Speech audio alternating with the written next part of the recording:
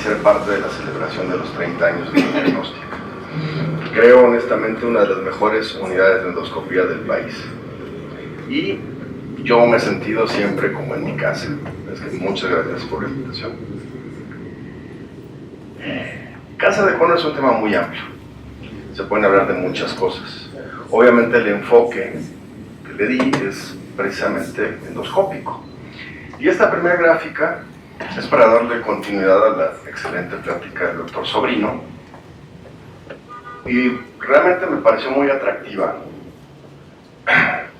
porque compara los diferentes métodos de screening.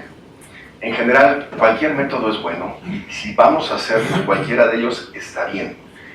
Pero aquí claramente se ve o se justifica el por qué la colonoscopía es el mejor método de diagnóstico y prevención. En relación a sensibilidad o la capacidad de la prueba para diagnosticar, puede ser más o menos similar a otras. Donde hay una diferencia abismal es en la detección de adenomas, ¿sí? Incluso adenomas menores de 5 milímetros, o sea, no hay punto de comparación. Y se puede argumentar que los casos de cáncer que se evitan son similares con las diferentes pruebas. Pero ¿qué pasa? Cuando diagnosticamos un adenoma en un paciente, como comentaba ahorita el doctor Corral, automáticamente ese paciente entra en un grupo de alto riesgo. Y es un paciente que sabemos que tenemos que vigilar de otra forma. ¿Okay? La colonoscopia es un estudio exacto, versátil, nos permite localizar y biopsiar lesiones, remover pólipos, diagnosticar otras patologías, e incluso en pacientes que ya se hizo diagnóstico de cáncer por otro medio, bueno, descartar la presencia de neoplasias sincrónicas, que en el caso de cáncer es 2 a 5%, o sea, un paciente que tiene 2 tumores al mismo tiempo. Cuando estuve en oncología hice un trabajo con el doctor Bermúdez en ese sentido, y la presencia de adenomas sincrónicos que va de 15 a 20%.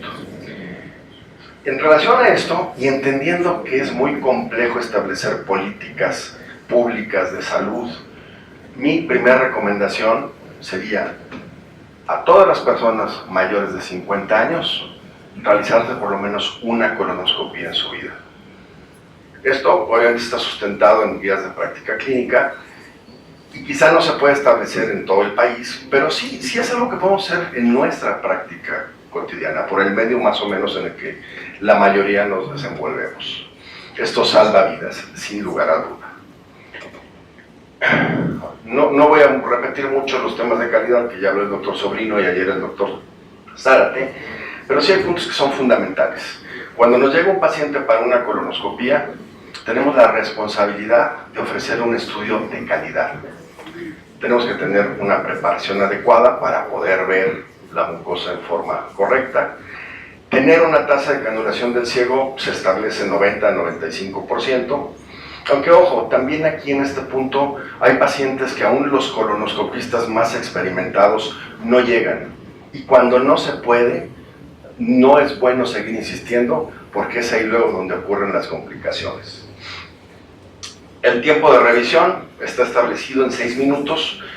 Hay diferentes estudios que más o menos coinciden en lo mismo. Por ejemplo, en este de 2000 colonoscopías, hubo una mayor detección de neoplasias cuando el endoscopista se tardaba más de 6 minutos, 28 contra 12%. Pero ojo, también de neoplasias avanzadas. Esto es muy importante. También, no es que nos pasemos ahí la vida revisando el colon. También más de 10 minutos no ha demostrado ser mejor. Pero sí hay un tiempo mínimo que debemos dedicar al estudio. Y la tasa de detección de adenomas, que ahorita vamos a ver un poquito más de esto, superior al 25%. Entonces, otro mensaje, debemos dedicarle tiempo. A veces vamos con prisa, tenemos otro paciente, consulta, cirugía. Eso es un compromiso que tenemos que tener. El curso este se llama de cómo lo hago yo. Entonces, en ese sentido, hay muchos esquemas de preparación. Yo mis estudios generalmente los hago temprano en la mañana y creo que la preparación debe tener 3 características. Debe ser efectiva, segura y bien tolerada, por la mayoría de los pacientes. Para mí clave, la dieta de líquidos claros el día previo. El paciente tiene que estar con líquidos claros sí o sí. Si come cualquier cosa, va a estar sucio. Ya verlo, exacto. Y manejo generalmente dos alternativas con las que me he ido bastante bien. El Picoprep, que es de bajo volumen, la mayoría de los pacientes lo tolera mejor. Y en pacientes que tienen algún riesgo de desequilibrio hidroelectrolítico o pacientes mayores, cardiópatas, nefrópatas, el Nuliteli, que está demostrado es la forma de preparación más segura. La tasa de detección de adenomas, no va a ser muy repetitivo en ese sentido, es detectar por lo menos un adenoma en pacientes mayores de 50 años. Hay una correlación directa e inversa entre la tasa del endoscopista y el riesgo de cáncer. Un incremento de un 1% se asocia a una disminución en el 3% de riesgo de cáncer. Entonces sí resulta algo muy relevante. En ese sentido, se han desarrollado diferentes estrategias y dispositivos para aumentar esa tasa. Están los dispositivos que se adaptan al endoscopio, en inglés add-on. Por ejemplo, el EndoCoff es un adminículo que se pone en la punta del endoscopio. Al momento que se activa, se despliegan unas pequeñas patitas que al momento de retirar el endoscopio nos permite ver detrás de los pliegues.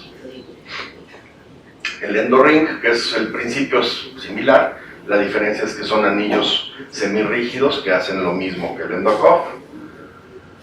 Y el GI, que es un endoscopio que tiene un balón en la punta. Se insufla al retirarlo y nos aplana los pliegues para permitir esto una mejor visualización. Tenemos obviamente la gran ventaja en la actualidad de tener la optimización de imagen, ya sea a través de cromoendoscopía o a través de las diferentes tecnologías ópticas como el FAIS, el NBI, el BLI, el LSI. Esto realmente sí cambia mucho la posibilidad de ver lesiones que a lo mejor bajo luz blanca no hubiéramos visto, ¿sí? No solo caracterizarlas, sino verlas. También se han desarrollado nuevos endoscopios como el E-Wave, que es un endoscopio que tiene una visión panorámica más amplia. El FUSE, el Full Spectrum Endoscopy, que tiene cámaras frontales, laterales y fuentes de luz y manda la imagen a una pantalla en 3 partes. La verdad que esto se ve muy padre, pero nunca he visto un aparato de estos. Y por último, la detección por inteligencia artificial, ¿sí? Que el doctor Zárate va a hablar más adelante de este tema. Ahora, no todo es tecnología. También hay estrategias de bajo costo que podemos implementar en nuestra práctica diaria, como el hacer cambios de posición, el revisar más de una vez el colon, sobre todo colon derecho, el hacer retroflexión en ciego, yo no lo hago, honestamente. La irrigación, que cada vez se hizo más, y que sí ha demostrado no solo ayudar en cuanto a limpiar bien el intestino, sino a ver lesiones que con el agua resaltan de alguna manera un poco más. Y para mí, el punto más importante, el segundo observador, que son nuestras enfermeras, que hoy no hay aquí ninguna, pero la verdad es que hay veces, y yo creo que nos ha pasado a todos, que ellas ven primero el pólipo antes que uno. Y esa, déjenme decirles, es una gran ventaja, o la gran ventaja de hacer estudios en un centro como Endodiagnóstico, en donde el personal no solo está altamente calificado, sino que tiene toda la experiencia. Tienen cada una de estas chicas miles de estudios encima. Entonces, en ese sentido sí les sugiero que tengan buena comunicación con su equipo, que les den la confianza, que las dejen participar, porque esto les va a realmente ayudar. Luego, cuando vimos todos estos implementos, estrategias, etcétera, me encontré este estudio, un metaanálisis, más o menos 45,000 pacientes, 74 estudios, donde se compararon diferentes estrategias. Y, sorpresa, las estrategias de bajo costo resultaron ser iguales en algunos casos o mejores que los implementos tecnológicos. Ahora, Esto no quiere decir que desechemos la tecnología. Por ejemplo, y ahorita el doctor Sara te va a hablar, insisto, más de esto.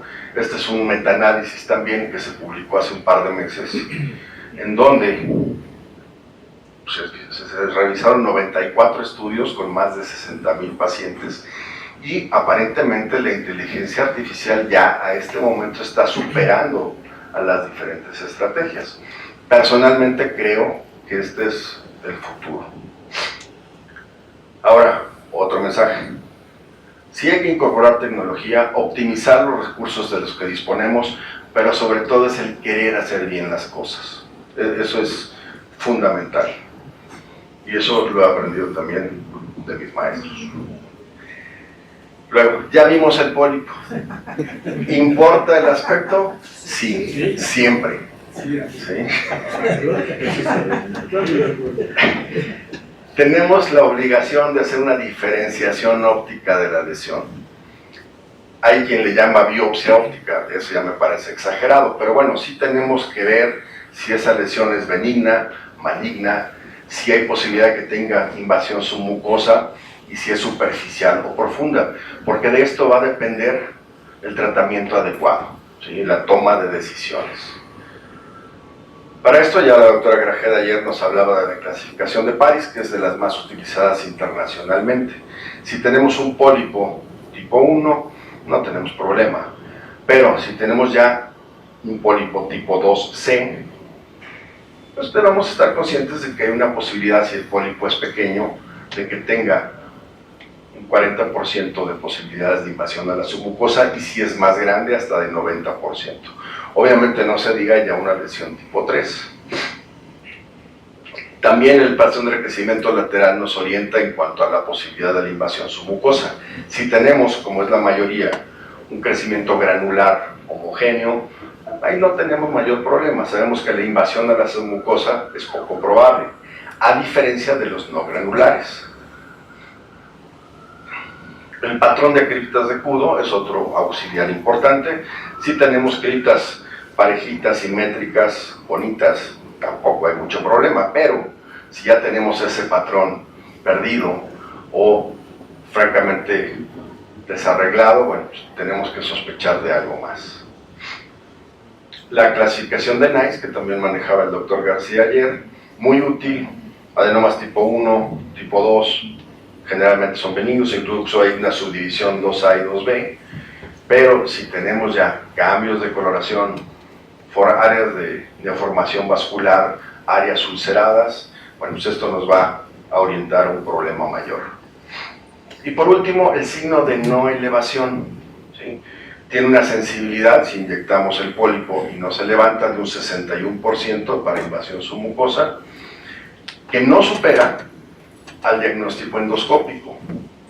Y el diagnóstico endoscópico se refiere a todos los cambios, a toda la acumulación de datos de los que hablamos anteriormente. ¿Okay? A veces tenemos lesiones no muy grandes como esta, pero que tienen una depresión central, es un tipo 2A, 2C, no granular, con un patrón de criptas tipo 5, pues es una lesión con la que hay que tener cuidado, ¿sí? Algo muy importante también, generalmente relacionamos el cáncer a lesiones o tumores grandes. Aquí el tamaño no importa, no necesariamente. En otras cosas sí, para aquí no. Y hay cuestiones que todos los endoscopistas valoramos, como si el tejido está duro, si hay convergencia de los pliegues, zonas de retracción, úlceras, friabilidad, etc. Perdón.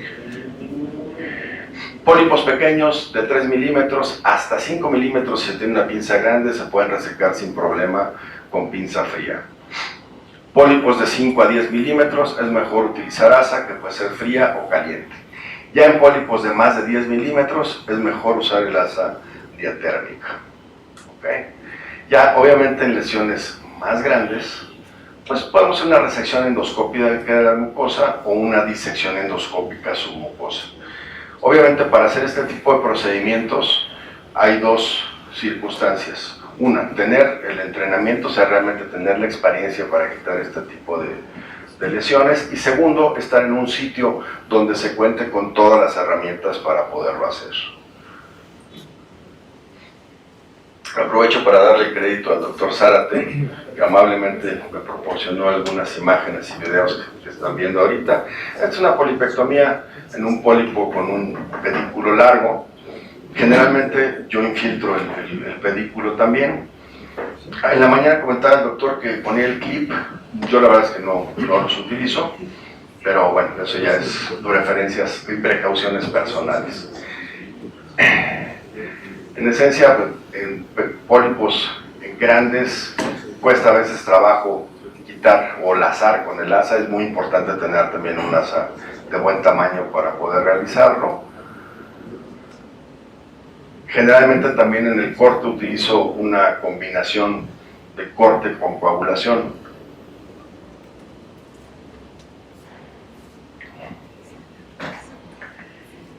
Y también por lo general hay quienes se van muy pegados a la base del pedículo para tratar de resecar toda la lesión. Yo prefiero dejar un pedículo por lo menos de 5 milímetros. Eso siempre da un poco más de tranquilidad en cuanto a la posibilidad de una perforación, ¿no? Bueno. La remoción de adenomas está establecido, disminuye la morbilidad en 76 a 90% y la mortalidad hasta el 53%.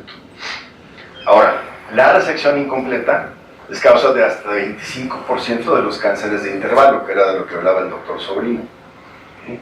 Y esta resección incompleta varía entre los endoscopistas de 6.6 a 22%, o sea, no es realmente poco.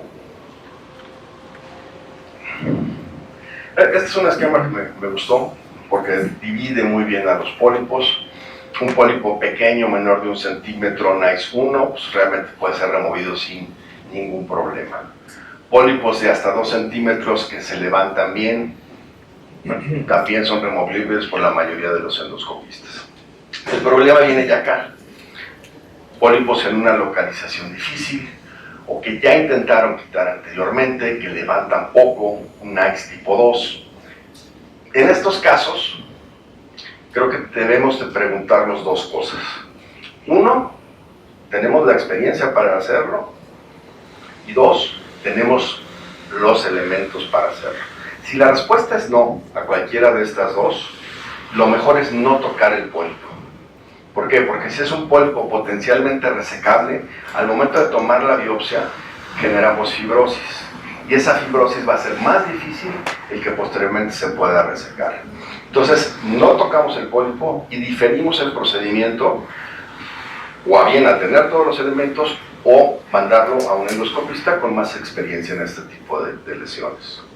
Ya, obviamente, lesiones cancerosas, NICE 3, ulceradas, sangrantes, realmente estos pues, no hay mucho que hacerles, si acaso se pueden tatuar, pero son pacientes que deben referirse a cirugía. El último mensaje en este sentido, y esta era una frase de un maestro cirujano mío, que la decía refiriéndose a un cirujano, pero también aplica para el endoscopista. No es aquel que tiene la técnica o que sabe hacer las cosas o que es muy hábil, es el que sabe cuándo no hacer las cosas. Y ya para terminar, esto va a ser muy breve porque también el doctor Alfaro ya habló también de prótesis. Otro escenario en donde frecuentemente los endoscopistas podemos vernos involucrados es en el problema del cáncer obstructivo. Más o menos 20% de los pacientes con cáncer avanzado llegan ocluidos. Antes, obviamente, la opción que había era operarlos. ¿Okay? En la actualidad, y desde hace algunas décadas que contamos con diferentes tipos de prótesis, es una opción más. Hay, en general, dos tipos de prótesis, y para no prolongar esto, las cubiertas, que tienen, al ser lisas, la desventaja de que migran un poco más. Y las no cubiertas, como el wall stent, no es comercial, estas migran poco porque se adhieren al tejido, pero sí tienen una mayor tasa de obstrucción. Y de cualquier forma hay que contemplar que son medidas temporales, ¿no? Generalmente se colocan mediante endoscopía. Personalmente yo creo que sí se debe contar con el control fluoroscópico. Hay quien lo hace sin ese control, pero creo que esto da mayor seguridad en cuanto al tamaño de la obstrucción, la colocación de la misma prótesis. Ahí, por ejemplo, el doctor Bermúdez, que tiene muchísima experiencia en ese sentido, no sé qué opina usted. Yo prefiero hacerlo por el endoscopio. Yo si paso el endoscopio fácilmente, tengo el extremo proximal, el extremo distal. Cuando no pasa. No, prefiero mejor la fluoroscopía, definitivamente. Okay. Y marcar el abdomen exactamente donde se tiene que ver. Sí, sí, sí. En general, el procedimiento es como dice el doctor, se pasa la guía, sobre la guía la prótesis se expande. Digo, suena sencillo, tampoco es tanto. Sí, sí, sí. Y generalmente hay dos indicaciones. Pacientes que no se pueden operar, en donde es paliativo, ha demostrado esto una menor mortalidad a corto plazo, una menor estancia hospitalaria, y en los pacientes que se va a iniciar quimioterapia, se puede iniciar más rápido en comparación a los pacientes que se les hace estoma. Y como puente para cirugía, que aquí hay un poquito más de discusión, pero también hay estudios que muestran una menor morbilidad en estos pacientes, y al descomprimir el colon disminuye el diámetro, y eso da mayor facilidad después para hacer una anastomosis primaria. O sea, hay menos posibilidades de que ese paciente vaya a tener un estoma en algún momento, cosa que realmente es algo importante. Este es un estudio multicéntrico de 39 hospitales, casi 500 pacientes. Si ven, en el grupo paliativo el porcentaje de éxito fue de 87% y en el grupo de puente para cirugía de 94%. En conclusión, en relación a las prótesis, es una opción segura, efectiva en el tratamiento a corto plazo, ojo, de la obstrucción. Y se utiliza como un procedimiento paliativo de mínima invasión en pacientes fuera de tratamiento oncológico y en pacientes curables, en donde la cuestión aquí es hacer después una cirugía de un solo tiempo. Nuevamente, agradecer a mis maestros por sus enseñanzas y por su amistad.